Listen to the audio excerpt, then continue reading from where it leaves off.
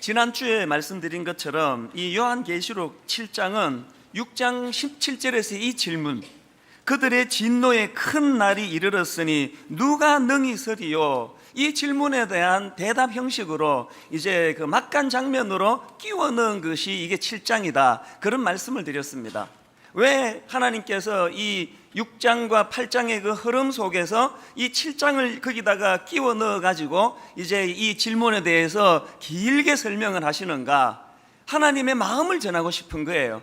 아무리 무서운 하나님의 심판이 도래하고 아무리 어려운 핍박이 도래하는 그런 삶이 주어진다 할지라도 하나님의 자녀, 하나님의 택한 백성은 내가 책임진다, 이 메시지를 꼭 들려주시고 싶으신 거예요. 그래서 저는 매 예배 때마다 이 요한계시록 7장을 우리에게 주신 이 하나님 아버지의 심정이 예배하는 저와 여러분에게 늘 이것이 이렇게 교류되고 흘러넘치게 되기를 바랍니다. 이게 바로 이제 요한계시록 7장인데요. 이 계시록 7장을 잘 분석해 보면은 크게 두 파트로 나눌 수 있습니다. 전반부인 1절부터 8절까지에서는 이 하나님의 보호하심에 대한 메시지를 이 지상교회의 관점으로 서술하고 있고요. 그런가 하면은 후반부인 9절서부터 17절까지는 이 하나님의 보호하심에 대한 메시지를 천상교회의 관점으로 서술하고 있다, 그렇게 말씀을 드릴 수가 있습니다. 그리고 이 하나님의 택한 백성들에 대해서도 전반부에서는 4절에서 인침을 받은 14만 4천, 이 숫자를 가지고 설명을 하고 있는데, 이제 후반부 9절에 가보니까 똑같은 내용인데요. 아무도 능히 셀 수 없는 큰 무리, 이런 표현으로 하나님의 택한 백성을 설명을 하고 있습니다. 자, 우선 오늘 이 4절에 나오는 이 14만 4천이라는 숫자에 대해서 이제 살펴보고 넘어가야 되는데요. 아마 이 숫자는 주로 이단들이 많이 사용하는 숫자라서 귀에 많이 익숙하시리라 생각합니다. 이 4절에 나오는 이 하나님의 인을 받은 14만 4천이라는 이 숫자에 대해서 여러 해석들이 있습니다. 이것들을 다 정리를 해보면은 이제 크게 세 갈래로 이 해석을 정리를 할 수가 있는데요. 첫 번째 해석이 뭐냐 하면은 과거적인 해석입니다. 이 과거적 해석이란 것은 이 14만 4천이라는 숫자는 그리스도를 위하여 신앙의 정절을 지키다가 순교한 성도들의 숫자다, 이렇게 보는 견해입니다. 이 주장을 하는 사람들의 주장은 뭐냐 하면은 그 놀라운 하나님의 인침을 받을 정도면은 보통 사람이 아니라 주님을 위하여 목숨을 바칠 정도로 특별한 열심을 가진 사람이어야 한다, 이제 이런 견해를 가지고 있는 겁니다. 그런가 하면은 두 번째 견해는 어떤 견해인가 하면은 이제 미래 또는 세대주의적인 해석이다, 이렇게 이제 말들을 하는데요. 이 해석은 이제 인침을 받은 이 14만 4천이라는 이 숫자는 문자 그대로 이스라엘 12지파에서 각 12,000명씩 나오는 것으로 그렇게 생각을 합니다. 이것들을 다 더해가지고 이제 14만 4천이라는 숫자가 나온다고 생각하는 것을, 이걸 이제 세대주의적인 해석이다, 이렇게 이야기하는데요. 이 해석의 특징이 뭐냐 하면은 여기서 구원받은 14만 4천 명은 다 유대인들이다, 그렇게 유대인으로 국한된다고 생각하는 특징이 있습니다. 보통 이단들이 바로 이 주장을 변용해가지고 이제 이 14만 4천이라는 숫자는 자기들의 멤버 숫자, 이게 이제 그 이단들의 보통 특징입니다. 그런가 하면은 큰 세 번째 갈래로 주장이 뭐냐 하면은 이 14만 4천이라는 숫자는 이건 상징적이다, 이게 상징적 해석입니다. 고대인들이 숫자에다가 특정한 의미를 부여하는 경우가 많은데, 예를 들면은 저희가 지난번에 계시록 4장에서 살펴본 24장로, 이 24장로라는 것은 이것을 어떻게 해석하느냐, 구약의 교회를 상징하는 12지파하고 신약의 교회를 상징하는 12사도의 숫자를 더한 것이, 그것이 24장로다, 이렇게 상징적으로 보는 것입니다. 이거와 똑같이 오늘 본문 4절에 나와 있는 이 14만 4천이라는 이 숫자도 상징적이다. 구약의 교회를 상징하는 12지파하고 또 신약의 교회를 상징하는 12사도하고, 그리고 이제 이 천이라는 숫자는 모든 혹은 많다, 충분하다, 이런 뜻을 가지고 있는데, 이것들이 다 곱해져서 나온 숫자가 그게 14만 4천이다, 그렇게 주장을 합니다. 그렇기 때문에 이제 이 14만 4천이라는 이 숫자는 상징적으로 이 믿음을 가지고 있는 신구약의 모든 교회 혹은 모든 성도들을 상징적으로 의미한다. 이제 그렇게 해석하는 것이 상징적 해석입니다. 뭐 이 세 가지 해석 중에서 어느 해석이 가장 정확한지는 하나님만 아십니다만, 그러나 보편적으로는 이 세 번째 해석이 대부분의 학자들이 지지하는 해석이고요, 또 저나 분당 우리 교회도 이 세 번째 해석을 지지합니다. 지금 제가 이렇게 짧게 축약해서 설명해 드리면요, 그걸 제대로 알아듣는 분은 별로 없으세요. 저게 뭔 소리 같고 그게 그거 같고. 그래서 여러분들이 이제 좋은 책을 구해서 읽으시고요, 그리고 또 이제 지금 저희 교회에서 이 요한계시록 신앙 강좌를 가지고 있습니다. 이 설교 짧은 30분 가지고는 다 풀어낼 수가 없는 걸 이제 신앙 강좌를 통해서 이제 설명을 하고 또 가르치고 있으니까 여러분들이 계시록 공부하는데 좀 마음을 담으시고 신앙 강좌에 많이 참여하시면 좋겠습니다. 이렇게 참 어려운 해석을 담고 있는 것이 계시록 7장인데요, 그런데 저는 이 계시록 7장에서 유난히 은혜를 많이 받습니다. 그 엄청난 하나님의 심판 속에서도 하나님의 택한 백성들은 보호해 주시겠다는 하나님의 메시지 자체가 우선 감동이고요, 그리고 어느 날 새벽에 제가 이 계시록 7장 9절 말씀을 묵상하다가 그 말씀 앞에 제가 압도당했습니다. 9절에 어떤 말씀이 있습니까? 한번 보시겠습니까? 이 일 후에 내가 보니 각 나라와 족속과 백성과 방언에서 아무도 능히 셀 수 없는 큰 무리가 나와 흰옷을 입고 손에 종려 가지를 들고 보좌 앞과 어린 양 앞에 서서, 제가 어느 새벽에 이 9절 말씀을 읽고 이렇게 묵상을 하는데요, 너무나 이 광경이 제 머릿속에서 저를 압도하는 거예요. 그 누구도 셀 수 없는 그 엄청난 큰 무리들이 일어나 그 구원을 기뻐하고 감격하며 하나님을 찬양하는 그 광경을 이렇게 묵상을 하면서 무슨 생각이 들었냐면요, 우리 하나님은 이처럼 엄청난 일을 행하시는 크고 놀라운 분인데 그 크신 하나님을 믿는 나는 왜 이 모양인가? 왜 이 크신 하나님을 믿는 하나님의 자녀라고 하는 나는 이렇게 작고 초라하고 시야가 좁고 또 좁은 마음을 가지고 이렇게 살아야 되는가? 그런 한탄이 나오는 것을 경험했습니다.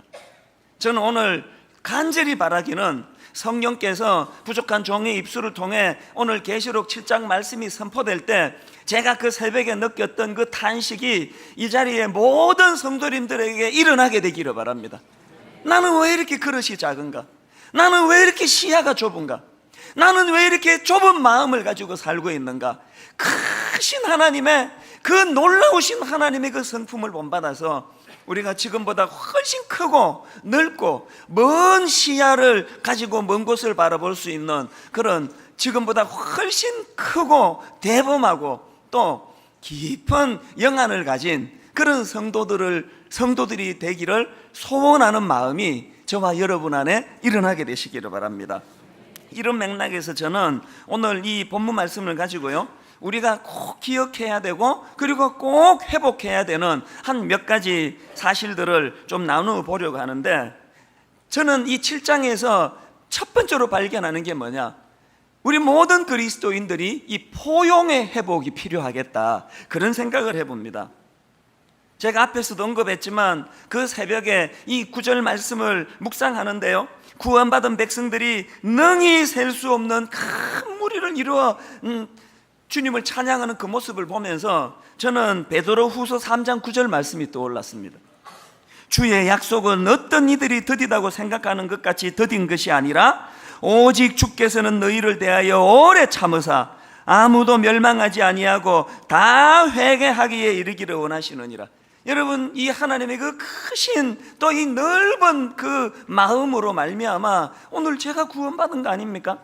철없던 20대 때 그 좀 하나님 연단하는 과정 몰고 가신다고 하나님 앞에 삿대질을 하고 대들고 그냥 막 저주를 퍼붓고 그랬던 게 저예요. 하나님이요, 저나 여기 있는 일부 속 좁은 어떤 사람들과 같은 좁은 마음을 가진 하나님이시면요, 저는 지금 저주받고 죽고 없습니다. 넓은 넓은 마음으로 철없는 저를 기다려주시고 품어주시고 오래 참아주시는 그 은혜로 제가 여기 설 수 있게 된 거거든요. 그래서 저 안에 기본적으로 그 감격이 있어요. 그 감사가 있습니다. 그러고 보니까 사도 바울도 마찬가지예요. 바울이 지난 자기의 모습을 되돌아보면서 뭐라고 고백합니까? 디모데전서 1장 16절입니다.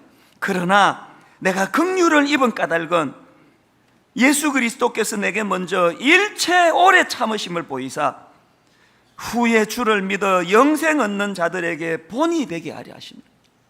바울 삶 가운데 이 감격이 있었던 거예요.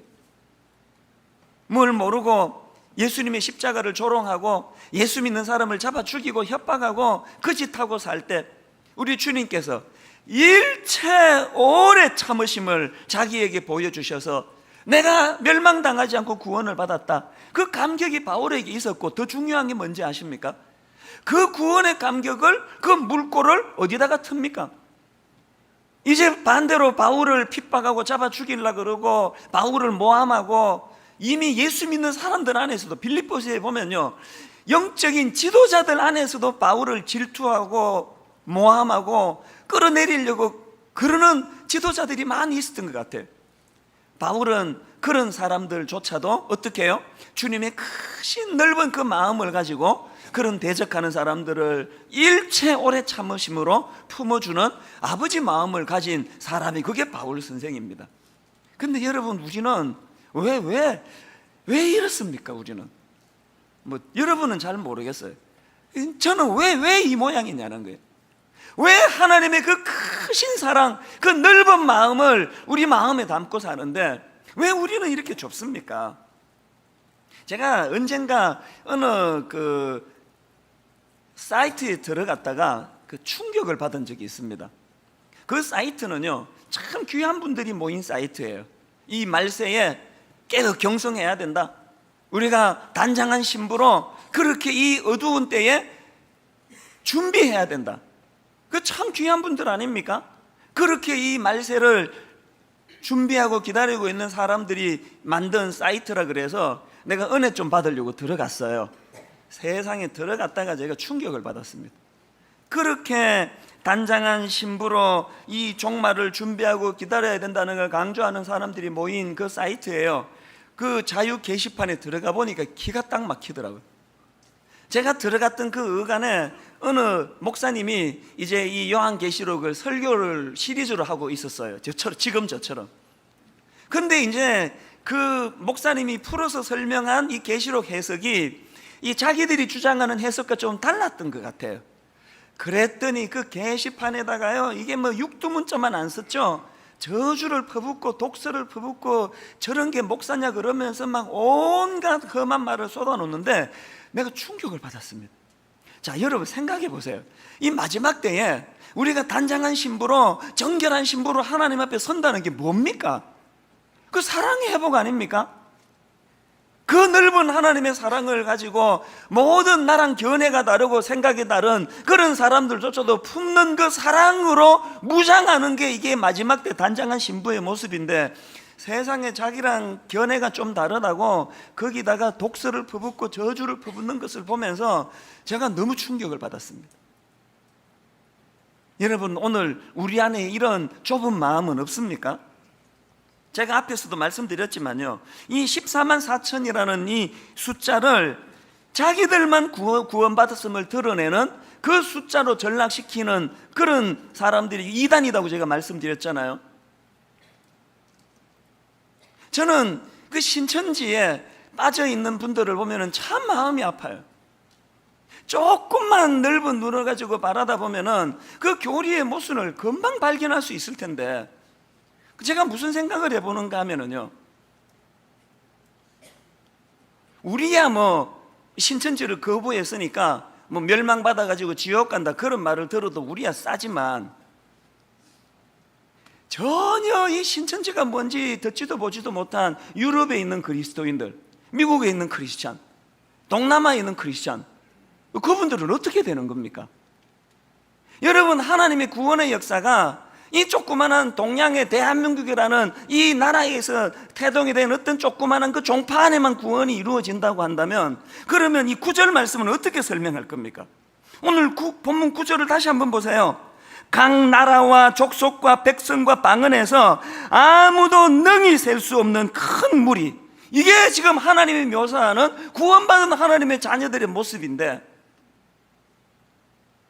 지금 하나님께서는 모든 나라, 모든 민족, 모든 언어를 초월하여 이루 말할 수 없는 수많은 영혼들을 주님의 큰 인내하심으로 구원해내기를 원하시는데, 그거를 이 대한민국 조그만 나라에서 태동된 한 그 종파, 그 안에서만 구원이 있다. 세상에 여러분, 하나님의 일하심이 이렇게 좁다면요, 조금만 눈을 넓히고 보면은 그 모순을 금방 발견할 텐데, 이게 영적인 문제라서 그래요. 그래서 저는 이 이단의 문제는 이 좁음의 문제다. 하나님의 크심을 자꾸 그렇게 좁은 통 안으로 가두는 게 이단이다. 저는 그렇게 생각을 하는데요. 그런데 여러분, 이 좁음의 문제가 이단에게만 있습니까? 우리에게는 없습니까? 오늘 예수 믿는 우리들 내면에 얼마나 여러분 이 좁은 마음이 많습니까? 요한계시록 연구를 많이 한 분 중에 백석대 이우재 교수라는 분이 있는데요, 이분이 이제 스캇 맥나이트라는 분이 쓴 책입니다. 배제의 시대, 포용의 은혜, 이런 책을 인용해가지고 오늘 본문을 설명하는 것을 보았습니다. 그 책에 보면요, 이 타락한 인생들의 특징은 서로를 배제시키는 특징이 있다는 거예요. 참 듣고 보면 정말 일리가 있는 것 같아요. 타락한 인간의 특징은 배제하는 특징이 있어요. 그렇기 때문에 이런 서로를 배제시키는 특징을 가진 타락한 인간들이 모인 이 시대를 배제의 시대라 그렇게 부릅니다. 여기에 반해서 구원받은 자들은 한마디로 포용의 은혜, 이걸 포용의 은혜로 살아가는 그런 존재적인 특징이 있기 때문에, 이분이 이제 그 이우재 교수가 이 9절 말씀을 가지고 이것을 어떻게 적용을 하는가 보니까, 이 타락한 인간들에 의한 배제로 가득 찬 이 배제의 시대에 하나님의 택한 자녀들은 그 하나님의 포용의 은혜를 받아서 9절에서 수많은 무리들이 주님 앞에 구원받고 주님 앞으로 돌아와 찬양하는 그 모습이, 이것이 상징적으로 우리가 취하고 받아야 될 그런 모습이라는 거예요. 여러분, 저는 눈물로 호소합니다. 우리 주님의 포용의 은혜를 받아 누렸기 때문에 우리는요, 신천지라고 하는 그 이단에 대한 교리를 미워하고 그들이 우리를 자꾸 미혹하려고 달려들기 때문에 그것에 대해서 경계하는 것이 필요하지만, 그러나 여러분, 신천지에 빠져있는 그 사람은 미워해서는 안 됩니다. 긍휼히 여기며 그들조차 우리가 주님 앞에 영혼을 위하여 기도해야 된다는 거예요. 이렇게 설교하고 나면요, 또 게시판에 글 올라옵니다. 이찬수 목사, 신천지와 가까워지다. 그러면서도 글이 올라와요.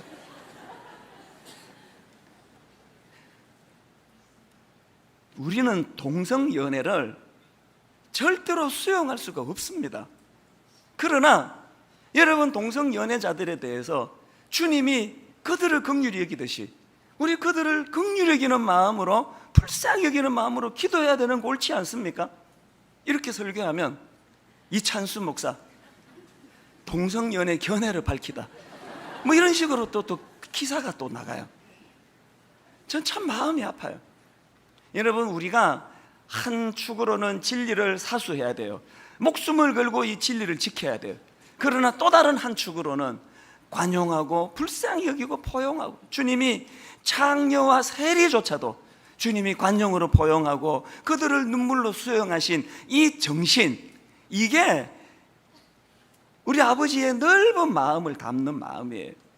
에베소 교회 성도들이 이 진리를 사수해야 되겠다는 그 선한 마음을 가지고 있다가 주님 앞에 네가 처음 사랑을 잃어버렸다, 책망을 받았다면 오늘 이것이 이찬수 목사를 향한 주님의 꾸지람이 아닌가, 그런 생각을 합니다.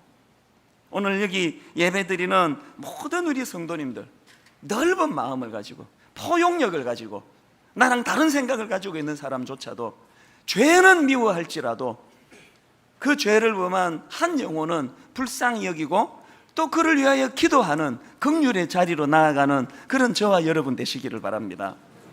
그런가 하면 두 번째로 우리가 회복해야 될 덕목이 하나 더 있는데요, 구원의 감격의 회복이 필요합니다.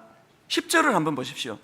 큰 소리로 외쳐 이르되 구원하심이 보좌에 앉으신 우리 하나님과 어린 양에게 있도다 하니, 저는 이 장면이 너무나 감격스러워요.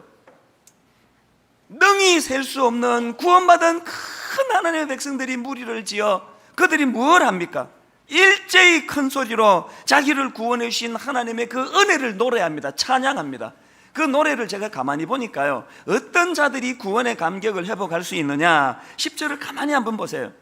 그들이 뭘 노래합니까? 구원하심이 어디에 있다고요? 보좌에 앉으신 우리 하나님과 어린 양 예수 그리스도 십자가에 있다는 거예요.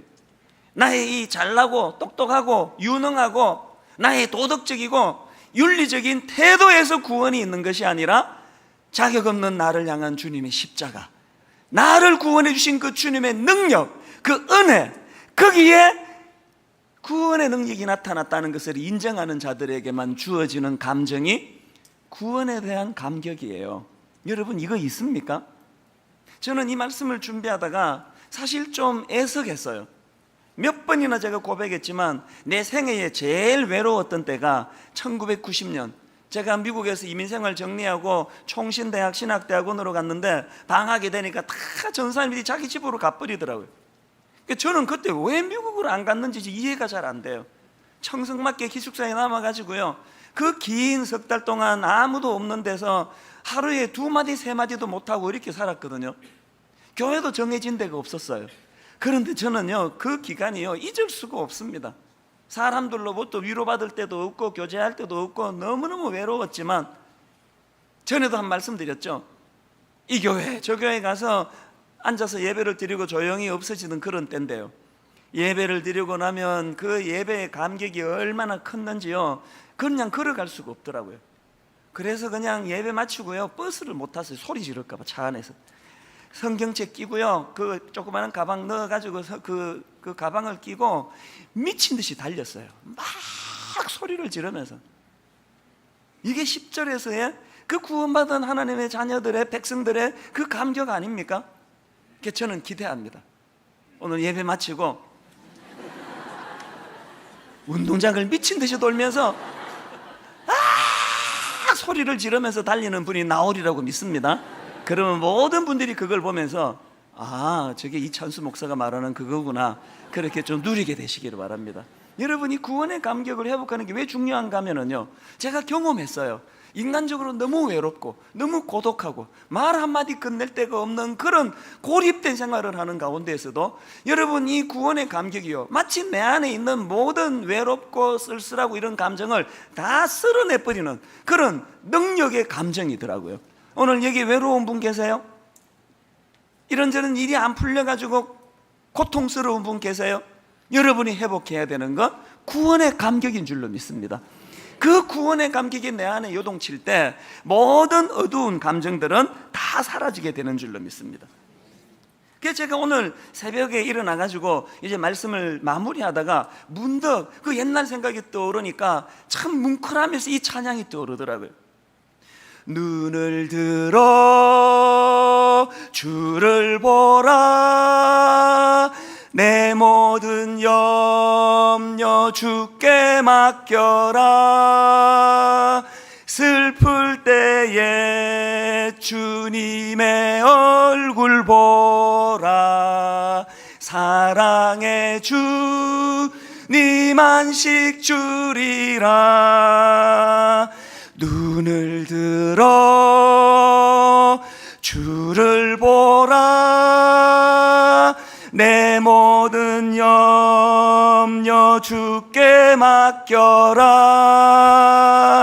슬플 때에 주님의 얼굴 보라, 사랑의 주님 안식 주리라. 새벽에요, 90년대 그 외로웠던 그때가 떠올려지면서 얼마나 마음이 뭉클했는지 몰라요. 거기에 비하면 지금 저는요, 미꾸라지 용된 거 아닙니까? 세상에 이렇게 많은 사람들과 함께 더불어 이렇게 살아가는데 어찌된 영문인지요, 90년대의 그 감격이 제게 별로 없어요. 그래서 해석한 거예요. 사람들에게 뭐 인정받고 칭찬듣고 사람들에게 뭐 좀 알려지는 이것이 얼마나 내게 이게 위험할 수 있는가. 오늘 저는 여러분들이 주변 사람들에게 위로받아서 기뻐하는 인생이 아니라 나 같은 그 구원해 주신 일체 오래 참으심으로 자격 없는 나 십자가에서 구원해 주신 그 구원의 벅찬 감격이 회복되는 은혜가 있기를 주님 이름으로 축원합니다. 마지막 세 번째로 회복해야 되는 게 뭐냐? 그 구원의 감격이 확산되는, 그 구원의 감격의 확산의 은혜를 누려야 합니다. 제가 이 계시록 7장의 은혜가 되는 게요, 지금 9절과 10절에서 하나님의 구원받은 자녀들이 구원의 감격을 노래하고 기뻐하고 찬양하니까 그것이 어떻게 확산됩니까? 11절 12절을 보십시오. 모든 천사가 보좌와 장로들과 내 생물의 주위에 서 있다가 보좌 앞에 엎드려 얼굴을 대고 하나님께 경배하여 이르되 아멘, 찬송과 영광과 지혜와 감사와 존귀와 권능과 힘이 우리 하나님께 세세토록 있을지어다 아멘 하더라. 이 장면이 그려지세요? 여러분 9절과 10절에서 먼저 하나님의 택함받은 하나님의 백성들이 기뻐 하나님을 찬양하니까 그것이 옆에 있던 천사들에게 그 기쁨이 전달이 됐어요.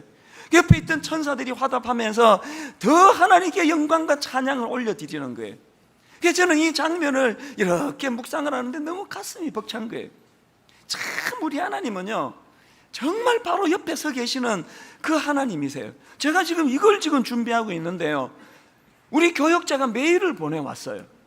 기가 막혀요. 그 타이밍이 무슨 메일이 왔냐 하니까 그 교역자가 이제 새벽 기도를 바로 여기 참석한 거예요. 그 새벽 기도를 이제 드리고 있는데요, 아마도 이제 개인 기도 시간인가 봐요.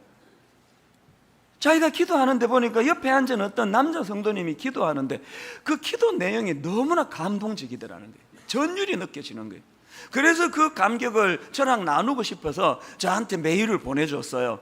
내가 너무나 놀랐던 게, 제가 지금 계시록 7장 9절, 10절, 11절, 12절을 묵상하고 있는데 그분의 기도가 여기 우리 성도 이 안에 계실지 몰라요. 그 남자 성도 기도가 딱 본문 그 기도예요. 한번 들어보세요. 들어보실래요? 제가 그 메일을 그대로 읽어드릴게요. 그 남자분이 이렇게 새벽에 기도하더래요. 제 인생을 변화시킨 분당 우리 교회 예배입니다. 하나님, 제가 연약할 때 당신이 살아계시다고 증거해 주신 그 예배입니다. 그리고 그 다음이 중요해요. 이렇게 기도하시더래요. 하나님, 이 예배가 다른 그 누군가에게도 생명을 살리며 영혼을 변화시키는 예배가 되게 해주시기 원합니다. 하나님, 예배를 통해 주님께서 살아계시다고 말씀하여 주시기 원합니다.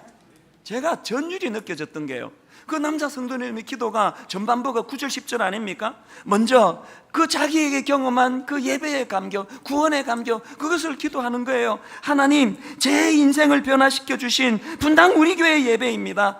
하나님, 제가 연약할 때 당신이 살아계시다고 증거해 주신 예배입니다. 계시록 7장 9절 10절 얘기 아닙니까? 그리고 거기에 끝나는 게 아니라 그 다음 기도가 뭐예요? 하나님, 이 예배가 자기뿐만 아니고 다른 누군가에게도 생명을 살리며 영혼을 변화시키는 예배가 되게 해주시기를 원합니다. 11절 12절 이야기 아닙니까? 여러분, 저는 이런 훌륭한 성도님을 모시고 목회하는 목사라는 것이 너무나 자랑스러워요. 여러분, 이 교회 모든 성도님들이 계시록 7장 9절부터 10절 그리고 11절부터 12절의 은혜가 있기를 바랍니다. 먼저 내가 구원의 감격을 회복해야 돼요. 땅의 그 무엇을 보는 게 아니라 일체 오래 참으심으로 나 같은 것을 구원해 주신 그 하나님의 은혜에 대한 감격이 회복이 되고, 그리고 거기서 그치는 것이 아니라 그 벅찬 감격으로 노래하고 찬양할 때, 오늘 이 절망적인 이 시대, 어두운 시대에 여러분 그 구원의 감격이 옆 사람에게 흘러가서 그 사람의 어두운 마음이 치유되고 사라지는 이런 은혜가 일어나기를 바랍니다. 그저께예요, 저희 집사람이 집으로 올라가려고 보니까요, 엘리베이터에서 딱 내리니까 어떤 그 젊은 여자 아가씨예요. 술이 만취가 돼가지고요, 신발도 안 신었어요. 그러고는 거의 인사불성으로 꼬꾸라져 있는 거예요. 그래서 이제 저희 집사람이 다가가가지고 여기서 왜 이러느냐, 왜 신발을 안 신었느냐, 잠깐만 기다려라 그러고는 집에 가가지고 우리 큰아이 안 신는 신발을 갖고 와서 신발을 신겨줬어요. 그랬더니요, 이 아가씨가 이렇게 저희 집사람을 많이 이렇게 약간 흐리멍텅한 눈빛 아니겠습니까? 우리 집사람을 이렇게 보면서 이렇게 말하더래요. 아줌마는 참 착한 분이네요. 그렇게 추스려가지고 어떻게 했는데 전체를 내가 종합해서 내막을 들어보니까요, 신발도 안 신고 무슨 절망이 있었는지는 몰라요. 뛰어내리려고 올라간 거예요. 꼭대기까지 올라간 거예요. 오늘 예수 믿는 우리가 무슨 아프리카 선교사로 나가고 엄청난 희생과 대가를 통해서 구원의 감격을 표하는 게 아니라 오늘 조금만 눈만 들어 옆을 보면은, 앞을 보면은 오늘도 좌절하고 상심하고 낙심하고 자살 충동을 느끼는 수많은 사람들이 있는데, 먼저 내가 그 구원의 감격을 회복하고 그 감격된 벅찬 내 가슴을 가지고 우리 주변 이웃에게 손을 내밀어주는 작은 섬김, 이것이 바로 오늘 본문을 구현해내는 삶이라고 저는 믿습니다. 지난주에 제가 여기 그 갈마턴을 지나가지고 어느 교회 이야기 해드렸잖아요. 저도 그 교회 가본 적이 없어요. 한 30몇 명 모이는데 억대의 빚이 있고 예배 반주자가 없어가지고 참 그렇게 어렵다, 그 설교를 지난주 드렸더니요, 세상에 지난 한 주 동안에요, 반주자 자원만 몇 명이 나온지 아세요? 해외에 계시던 어떤 모녀는 우연히 이 교회에 와서 예배를 드리다가 우리 교회 1만 성도 파송 운동이라는 그 슬로건을 보는데 가슴이 막 뜨거워지더래요. 그리고는 제 설교를 듣고는 그 교회에다 전화를 해서, 목사님, 제 딸과 함께 그 교회 가서 이제 반주로 섬기겠습니다. 자원하는 일이 일어났어요. 그 외에도요, 한 주 내내 우리 이 고마운 어린 대학생들 중에서 둘이가 또 반주로 섬기겠습니다 나오고, 내가 그 몇 명인지 여러분에게 말씀을 드릴 수가 없어요. 왜 말씀을 못 드리느냐? 숫자를 몰라요 제가. 계속 나오고 있습니다. 그저께요, 우리 교회 어떤 집사님이 전화를 하셨어요. 목사님, 그 교회에 내가 6천만 원 헌금을 하겠습니다. 이게 말이 되는 이야기입니까? 그 교회를 가보기를 했습니까? 이름을 들어봤습니까? 목사님과 대면이라도 한번 했습니까? 아무도 모르는 분이에요. 전혀 모르는 교회예요. 근데 6천만 원이라는 이 어마어마한 돈을 어떻게 헌금할 수 있느냐고요? 어떻게 가능하다고요? 그 정신이 계시록 7장이에요. 내가 먼저 구원의 감격을 회복하니까 일체 오래 참으심으로 나무를 구원해 주신 그 하나님의 구원의 감격이 내 안에 넘쳐나니까 나랑 상관없는 교회 같지만 그 교회가 잘 되기를 바라는 마음이 안에서 일어나니까, 저는 분당 우리 교회의 모든 성도님들 안에 오늘 본문에서 이 두 가지 원리, 내가 먼저 구원의 감격을 회복하고 좁아 터진 내 마음을 내려놓고 넓은 마음을 가지고 누군가에게 이 감격을 흘려보내주는 아름다운 성도님들 모인 교회 되기를 바랍니다. 여러분, 10-10-10 운동 다른 거 아니에요. 이거예요. 여러분, 지금 우리가 모집하고 있는 러브 괴산 다른 거 아닙니다. 먼저 내가 구원의 감격을 회복하고 이걸 저 어려운 농촌 지역에 곳곳으로 그 사랑을 흘려보내자는 운동입니다. 1만 성도 파송 운동 다른 거 아닙니다. 여러분, 1만 성도 파송 운동이 성공하기 위해서는 먼저 우리 모두가 다 은혜를 회복해야 돼요. 구원의 감격을 회복해야 돼요. 벅찬 가슴을 가지고 우리 연약한 이웃들에게 이 사랑을 흘려보내주는 그런 귀한 저와 여러분 되시기를 주님 이름으로 축원합니다. 결론을 맺습니다. 저는 소원해요. 여러분, 분당 우리 교회 모든 성도님들, 저들이 충만한 하나님의 은혜를 가슴에 담고, 하나님, 오늘도 저들이 만나는 낙심한 그 어떤 분, 하나님, 그 낙심한 그 어떤 분이 분당 우리 교회 성도 만난 그것 때문에 마음의 어두운 낙심이 사라지는 일이 일어나기를 원합니다. 오늘 분당 우리 교회 성령으로 충만한 가슴이 뜨거운 우리 성도님을 만나는 자살 충동을 느끼는 어떤 한 사람, 하나님, 우리 성도를 만남으로 그 내면의 절망이 사라지는 사건이 일어나기를 원합니다. 우리 안에 이 능력이 회복되어 온전히 주님께 영광을 돌려드리는 그런 이 어두운 말세를 살아가는 저와 여러분 되시기를 주님 이름으로 축원합니다. 이제 여러분, 우리 오늘 세례 받으시고요, 또 입교, 이분들이 오늘 이 설교 말씀의 축복을 받아 누리기를 원합니다. 그래서 이제 이분들을 단위로 좀 초청하기를 원하는데요, 우리 세례 받으신 분들 다 일어나시고요, 학습, 입교 다 일어나셔서 이제 단 앞으로 다 올라와 주시고요, 우리 이 찬양 아시죠? 아까 제가 새벽의 감격으로 주님 주셨던 그 찬양이요, 괴로울 때 주님의 얼굴 보라. 자, 먼저 다 올라오시기 전에 본인들만 다 올라오시고요, 본인들만 다 올라오시고 후렴만 찬양 먼저 해보겠습니다. 눈을 들어 주를 보라, 내 모든 염려 주께 맡겨. 우리 교역자들이 좀 안내해 주셔서 다 앞으로 나셔서 축복합니다. 눈을 들어 주를 보라, 내 모든 염려 주께 맡겨라. 슬플 때에 주님의 얼굴 보라. 사랑의 주님 안식 주리라.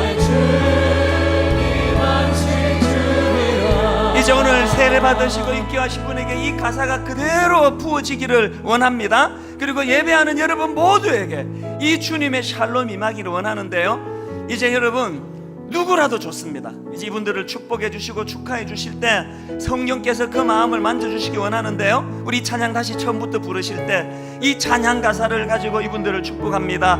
괴로울 때 주님의 얼굴 보라. 누구라도 좋으니까 나오시고 올라오셔서 축복합니다. 괴로울 때 주님의 얼굴 보라. 평화의 주님 바라보아라. 세상에서 시달린 친구들아,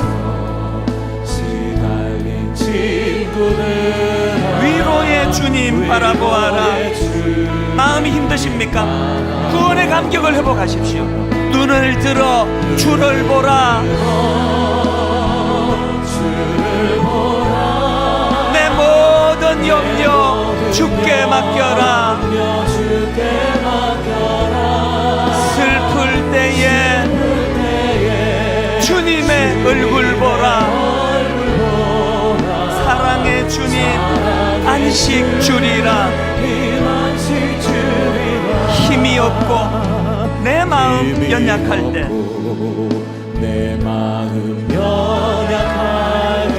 능력의 주님 바라보아라. 그의 이름 부르는 모든 자들, 하나님의 사랑의 능력입니다. 힘 주시고 늘 지켜주시리. 우리 옆에 계시는 모든 분들 축복합니다. 눈을 들어 주를 보라. 내 모든 염려 주께 맡겨라. 슬플 때에 주님의 얼굴 보라. 사랑의 주님 안식 주리라. 우리 기도하기 전에 마음을 다하여 축복합니다. 부어주십니다. 눈을 들어 주를 보라. 내 안에 구원의 감격이, 내 모든 염려 주께 맡겨라. 슬플 때에 주님의 얼굴 보라. 사랑의 주님 안식 주리라. 이 시간 합심해서 기도하십니다. 마음이 힘드신 분, 마음이 무거우신 분, 삶이 벅차신 분, 하나님 구원의 감격이 그것을 몰아내는 능력 되기 원합니다. 합심해서 기도하시겠습니다. 살아계신 하나님 아버지, 하나님의 은혜가 이 시간 내 어두운 마음을 몰아내는 아버지여 능력인 줄로 믿습니다. 하나님 아버지, 내 안에 좁은 마음을 몰아내 주시옵소서. 한가름을 몰아내 주시옵소서. 번역함을 몰아내 주시옵소서. 하나님, 내 안에 하나님의 그 크심이 부어지기를 원합니다. 일체 오래 참으심으로 아버지 약한 나를 기어이 구원해 주신 그 하나님의 크심을, 그 하나님의 용납하심을 아버지 내 마음에 받아 누리기를 원합니다. 하나님 구원의 감격이 회복되기를 원합니다. 하나님 구원의 감격이 내 안에 부어지기를 원합니다. 하나님이 구원의 감격을 가지고 그렇게 주여 달려나가기를 원합니다. 하나님 슬플 때에 주 예수 얼굴 보라. 아버지 주님 내 아버지 되심을 믿고 주님 내 보호자 되심을 믿고 아버지 그 무서운 심판 날에도 주님의 택한 백성들을 보호해 주시겠다는 그 약속의 말씀을 굳게 붙잡고 영안을 열고 주님 바라보며 나가기를 원하오니 오 하나님 그 은혜를 허락하여 주시옵소서. 계속 기도하실 분 계속 기도하시고 우리 다시 한번 가사를 붙잡고 주님 앞에 찬양하며 나가기 원합니다. 주님 앞에 이 찬양 가지고 나가기 원합니다. 눈을 들어 주를 보라. 눈을 들어 주를 보라. 내 모든 염려 주께 맡겨라. 주께 맡겨라. 슬플 때에 주님의 얼굴 보라. 사랑의 주님 안식 주리라. 마지막으로 다시 한번 선포하십시오. 눈을 들어 주를 보라. 구원의 감격을 가지고 내 모든 염려 주께 맡겨라. 슬플 때에 주님의 얼굴 보라. 사랑의 주님 안식 주리라. 하나님 아버지, 아무것도 없던 90년대 초반 사람에게 위로받을 수 없었고 사람을 통하여 받을 게 없던 그때 구원의 감격이 저 안에 어두운 그 먹구름을 몰아내는 능력임을 이 종이 경험하며 누렸습니다. 하나님, 오늘 우리 중에 제가 90년도에 겪었던 아픔을 겪는 분들이 참 많습니다. 사람에게서는 그 위로를 받을 수 없사오니 아버지 그 안에 나 같은 거 구원해 주신 일체 오래 참으심으로 나를 구원해 주신 하나님 은혜에 대한 구원의 감격이 회복되게 하여 주시옵소서. 그리고 그 회복된 감격을 가지고 오늘 내 주변에 낙심하고 절망하고 좌절하는 그들에게 손을 내밀어 아버지 그 감격이 확산되는 은혜를 허락하여 주시옵소서. 예배 가운데 그 성령의 강한 역사가 오늘 이 시간 일어나는 은혜 허락하여 주시옵소서. 감사드리옵고 예수님 이름으로 기도드립니다. 아멘. 우리 다 일어나셔서 예전에 우리 이 특세 때 이 찬양의 감격을 잊을 수 없습니다. 모든 민족과 방언들 가운데 수많은 주 백성 모였네. 오늘 본문 가사를 함축적으로 요약한 찬양입니다. 우리 가사를 생각하면 찬양하십니다. 모든 민족과 방언들 가운데 수많은 주 백성 모였네. 오늘 계시록 7장에 구원받은 주님의 자녀들처럼 주의 보혈과 그 사랑으로 친백성 삼으셨네. 여러분이 감격을 가지고 선포합니다. 주를 향한 감사와 찬양을 말로 다 표현할 수 없네. 그래서 우리가 기뻐 찬양합니다. 다만 내 소리 높여 온 마음을 다해 찬양하리라. 아멘 아멘. 할렐루야 할렐루야 할렐루야. 어린 양 할렐루야 할렐루야. 주의 보혈 모든 족속 모든 방언 모든 백성 열방이 모든 영광 모든 종귀 모든 찬양 주께 드리네. 할렐루야 할렐루야 할렐루야 할렐루야 할렐루야. 어린 양 할렐루야 할렐루야. 주의 보혈 높은 사랑 모든 족속